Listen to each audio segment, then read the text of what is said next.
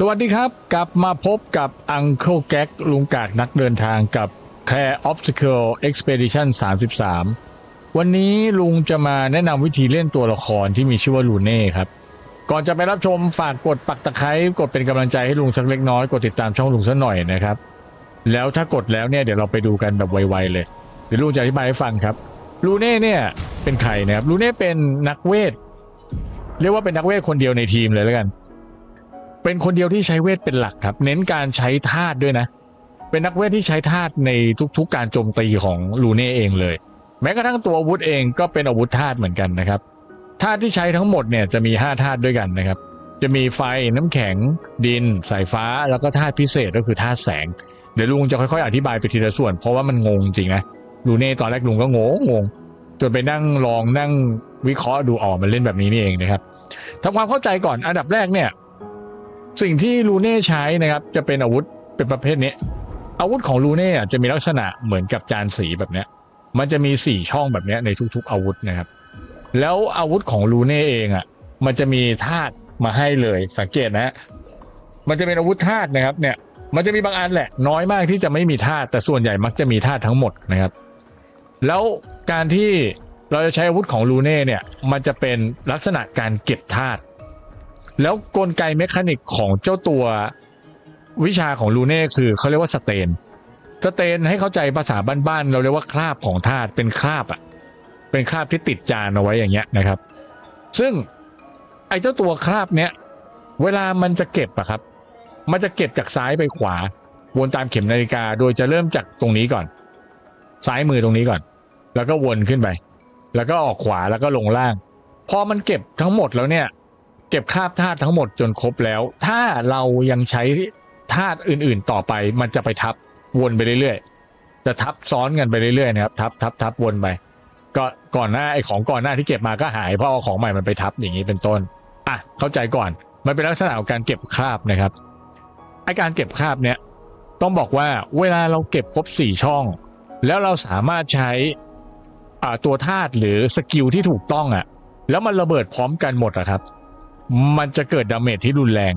พูดง่ายๆคือมันเป็นการกลืนกินธาตุก่อนหน้าเข้าใจอย่างนี้ก่อนนะเวลาใช้ธาตุใดๆก็ตามครับธาตุของลูเน่จะมีการกลืนกินธาตุก่อนหน้าพอเวลามันกลืนกินธาตุก่อนหน้าปุ๊บมันจะทำให้ดาเมจรุนแรงขึ้น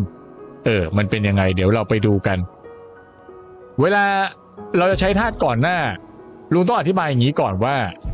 สกิลของลูเน่เนี่ยด้วยความที่มันเป็นธาตุใช่ไหมแล้วมันมี5ธาตุใช่ไหมการกลืนกินของมันจะเป็นวงกลมนะครับการกลืนกินมันจะเป็นวงกลมให้จำแบบนี้เลยนะสังเกตจากตัวสกิลนะครับตัวสกิลมันจะบอกอย่างเช่นลุงยกตัวอย่าง Immolation สกิลแรกที่เรามีเลยนะสกิลนี้นะ Immolation เนี่ยถ้าเราสังเกตดีๆนะครับดูมุมขวานี่นะอันเนี้ยมันจะบอกว่าเจ้าสกิลตัวเนี้ยมันจะให้คราบธาตุเป็นธาตุอะไรสีแดงคือธาตุไฟนะครับแล้วตัวอย่างอื่นอย่างเช่นตัวนี้ไอแลนด์มันจะให้อะไรบ้างมันจะให้คราบธาตุเป็นธาตุน้ำแข็งกับธาตุแสงไอที่เป็นลุงนี่คือแสงนะครับมันเป็นธาตุแสงทีเนี้ยลุงจะบอกอย่างนี้เวลาธาตุมันกลืนกินกันให้เราดูจากตรงไหนเราดูจากข้างล่างนี้ครับมันจะบอกว่าธาตุไหนกลืนกินธาตุไหนแล้วมันจะแรงขึ้นอย่างไอแลนด์เนี่ยมันเป็นน้ำแข็งนะครับมันจะกลืนกินธาตุดินสีเขียวคือธาตุดินนะถ้ามันกลืนกินธาตุดินดาเมจจะแรงขึ้นเริ่มเข้าใจเริ่มเห็นภาพแล้วใช่ไหมทีนี้ลุงไล่แบบนี้เวลาไล่นะครับเวลาเราอย่างธาตุไฟอย่างนี้ดูธาตุไฟก่อน Immolation ธาตุไฟจะกลืนกินน้ำแข็งเห็นไหมเข้าใจง่ายอย่างนี้นะเดี๋ยวลุงไล่วนก่อนแบบนี้เลยนะครับธาตุน้ำแข็งสมมติเราเริ่มโจมตีด้วยธาตุน้ำแข็งก่อนเราอยากให้มันแรงขึ้นเราต้องตามโจมตีด้วยธาตุไฟพอโจมตีไฟเสร็จหรือว่าเราเริ่มด้วยการโจมตีไฟเราต้องตามด้วยสายฟ้าเพราะสายฟ้ามันจะกลืนไฟนะครับแล้วพอสายฟ้ามันก็จะเป็นดินก็จะกลืนน้ำแข็งไม่ใช่สิดินจะกลืนสายฟ้าน้ำแข็งก็จะกลืนดินวนไปอย่างเงี้ยวนลูปไปเรื่อยๆวนกันไปแบบนี้นะครับถ้าดูอย่างนี้นะไฟลงไล่ทีละธาตุนะไฟกลืนน้ำแข็ง เสร็จแล้วปุ๊บมาดูอะไรที่มันกลืนไฟนะครับก็เป็นธาตุสายฟ้าเห็นไหมสายฟ้าเนี่ยเป็นสีเหลืองมันจะกลืนไฟเข้าไปพอเสร็จปุ๊บอะไรที่มันกลืนสายฟ้ามันคือธาตุดินเนี่ยธาตุดินนะครับธาตุดินนี่เราได้ธาตุดินปุ๊บมันจะกลืนสายฟ้าแล้วอะไรที่มันกลืนธาตุดินวนกลับมาที่เดิมครับธาตุน้ำแข็งเห็นไหมธาตุน้ำแข็งมันจะกลืนธาตุดินเพราะนั้นมันจะวนกันเป็นลูปอย่างนี้ไปเรื่อยๆเลยนะครับตัวอย่างเช่นถ้าสมมติว่าเราต้องการโจมตีด้วยธาตุไฟให้แรงเราก็ต้องมีธาตุน้ำแข็งเป็นคราบอยู่ในอาวุธก่อนเพื่อให้ไฟมันกลืนกินถ้าเราอยากให้ธาตุเป็นสายฟ้าเนี่ยเป็นมันแรงใช่ไหมเราต้องโจมตีด้วยธาตุไฟก่อนแล้วค่อยใช้สายฟ้าเห็นไหมมันจะหมุนวนกันไปเรื่อยๆแบบนี้ดังนั้นลำดับการใช้งานธาตุต่างๆเนี่ยจึงเป็นสิ่งสำคัญนะครับเพื่อทำให้เกิดดาเมจที่รุนแรงมากขึ้นและถ้าเราจำลำดับธาตุได้เราจะรู้ว่าธาตุต่อไปที่ต้องใช้ต่อจากธาตุที่แล้วต้องใช้ธาตุอะไรอย่างเมื่อกี้ที่ลุงบอกนะโอเคทีนี้มันจะมีตัวพิเศษตัวเป็นตัวโจ๊กเกอร์เลยเป็นธาตุฟรีธาตุแสงธาตุแสงเนี่ยมันเป็นธาตุพิเศษที่สามารถเป็นธาตุอะไรก็ได้เข้าใจง่ายๆเลยนะครับว่าสมมุติเราจะใช้ธาตุไฟที่ต้องการธาตุน้ำแข็ง2หน่วยมันจะมีธาตุไฟที่ต้องการน้ำแข็ง2หน่วยอย่างเงี้ยอย่างสมมุติว่าสกิล Wildfire เนี่ยเห็นไหมเวลาเราใช้ Wildfire เราจะได้สกิลไฟกับแสงมาใช่ไหมมาอยู่ในจานทีเนี้ยถ้าเราอยากจะให้ดาเมจคือเจ้าตัว Wildfire แรงขึ้นเนี่ยมันจะต้องกลืนกินธาตุที่เป็นน้ำแข็ง2อัน2หน่วยเพื่อเพิ่มดาเมจแล้วทีนี้ถ้าเราจะใช้ Wildfire ยกตัวอย่างนะแล้วไอ้น้ำแข็ง2หน่วยเราทำยังไงได้บ้างอันดับแรกเราโจมตีปกตินะครับด้วยอาวุธที่มีธาตุน้ำแข็งมันก็จะขึ้นแต่ถ้าสมมุติว่าเราใช้สกิลไอแลนด์ยกตัวอย่างนะเราใช้สกิลไอแลนด์อันนี้ไปก่อนเราจะได้น้ำแข็งกับแสงมาซึ่งแสงกับน้ำแข็งถ้ามันอยู่ในจานมันสามารถนับเป็นน้ำแข็งได้เพราะว่าไอ้เจ้าตัวสายลุ้งเนี่ยหรือธาตุแสงมันนับเป็นอะไรก็ได้เพราะนั้นเท่ากับว่าถ้าเราใช้ไอแลนด์ก่อนแล้วเราตามด้วยท่านี้ Wildfire นะครับเท่ากับว่าไอ้น้ำแข็งกับแสงเมื่อกี้มันถือเป็นน้ำแข็ง2อันเพราะฉะนั้นเวลาใช้ท่านี้มันจะแรงขึ้นไม่งงใช่ไหมมันเป็นแบบนี้การวนธาตุเป็นแบบนี้เลยนะครับเพราะฉะนั้นเนี่ยลุงถึงบอกว่าการจะทำความเข้าใจการเล่นลูเน่ต้องเข้าใจวงธาตุของเขาก่อนอันนี้คือเรื่องแรกที่ต้องเข้าใจเลยวงธาตุนะไล่ลำดับนะครับทีนี้มาดูในส่วนของตัวเวทตารางเวทนี้นะครับก็คือตารางสกิลเนี่ยทั้งหมดเลยนะครับตารางเวทของลูน่าเนี่ยให้ไล่จากตรงนี้นะเราดูตรงกลางว่างๆนี่นะซ้ายมือเนี่ยจะเริ่มด้วยธาตุไฟนะครับแล้วก็ไล่ไฟไปเรื่อยๆจนสุดตรงนี้เลยแล้วด้านล่างลงมาตรงนี้จะเป็นสายฟ้าไล่ลงมาเรื่อยๆสายฟ้านะเส้นนี้สายฟ้านะครับน้ำแข็งจะเริ่มจากตรงนี้ไล่ลงมาเรื่อยๆน้ำแข็งจะไล่มาเรื่อยๆนะครับมันจะมีตรงนี้มาขั้นหน่อยเป็นธาตุดินออกทางขวาพูดง่ายๆคือไฟออกซ้ายสายฟ้าออกล่างนะครับน้ำแข็งออกล่างฝั่งนี้แล้วธาตุดินออกทางขวานี้ส่วนด้านบนครับเป็นเวทฮีลซึ่งเวทฮีลเนี่ยลูน่าเนี่ยมีคนเดียวเลยที่มีเวทสามารถชุบชีวิตเพื่อนได้มันดีมากครับดีมากใช้ในทุกการต่อสู้เลยนะครับลูน่าเป็นตัวที่พยายามให้ถ้าจะต้องสิ้นชีพขอให้เป็นตัวหลังสุดแล้วกันเพราะมันฮีลมันชุบเพื่อนได้ก็เส้นบนเนี่ยเป็นเส้นเกี่ยวกับการเติมเลือดฮีลแล้วก็ชุบชีวิตหมดเลยนะครับส่วนด้านล่างนี้จะเป็นสกิลพิเศษจะเป็นสกิลพิเศษที่ลุงบอกสกิลพิเศษเพราะอะไรครับเพราะว่ามันจะเป็นสกิลที่มันต้องใช้หลายๆธาตุอยู่ในจานแล้วระเบิดออกไปทีเดียวถ้าส่วนใหญ่อย่างเมเฮมเนี่ยไม่สนว่าเป็นธาตุอะไรนะครับแต่เมื่อไรก็ตามที่เราใช้เมเฮมครับมันจะทำการระเบิดธาตุทั้งหมดที่อยู่ในจานสีเนี่ยออกไปทั้งหมดเลยแล้วก็สามารถที่จะเบรกศัตรูได้ด้วยถ้าสมมุติว่าเรามีธาตุทั้งหมดอยู่ในจานครบทั้ง4ช่องนะครับอันนี้ตัวอย่างเป็นต้นเนี่ยครับลูเน่เวลาเล่นเนี่ยต้องเข้าใจกลไกตรงนี้ก่อนเนี่ยมันเข้าใจไม่ยากนะครับทีนี้ไปดูคร่าวๆอาวุธของลูเน่บ้างอาวุธของลูเน่เนี่ยส่วนใหญ่มันจะมีธาตุมันจะมีบางอันไม่มีธาตุแหละแต่ส่วนใหญ่จะมีธาตุแบบนี้ เวลามันมีธาตุเนี่ยมันก็จะบอกว่าเวลาถึงแต่ละเลเวลอะครับมันจะเพิ่มอะไรให้เราบ้างอย่างสมมุติว่าเจ้าตัวเทบูชิมตัวเนี้ย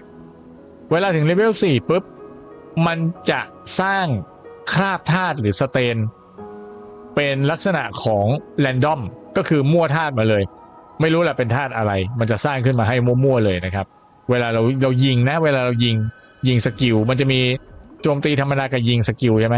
ถ้ายิงสกิลมันจะสร้างแรนดอมให้ตัวอย่างนะอย่างอันเนี้ยนะครับมันก็จะสร้างธาตุไฟอย่างเดียวเป็นต้นอันนี้ก็สร้างสายฟ้าอย่างเดียวเป็นต้นนะครับก็ให้เข้าใจแบบนี้เพราะนั้นเนี่ยสมมติว่าเราใช้ตัวนี้แล้วเรายิงสกิลใส่ศัตรูยิงแบบเหมือนยิงปืนอะใส่ศัตรูนะครับเราก็จะได้ธาตุแรนดอมมาใส่จานสีเราแบบนี้โอเคเข้าใจไม่ยากเนาะลูเน่เนี่ยมันมีวิธีเล่นแบบนี้แหละส่วนอื่นก็จะมีเรื่องของสกิลตัวอย่างเช่นสมมุติว่าสมมติสกิลไฟที่หนักที่สุดอย่างเงี้ยนะครับเฮลตัวเนี้ยเวลาเราจะใช้ตัวนี้ให้หนักนะครับ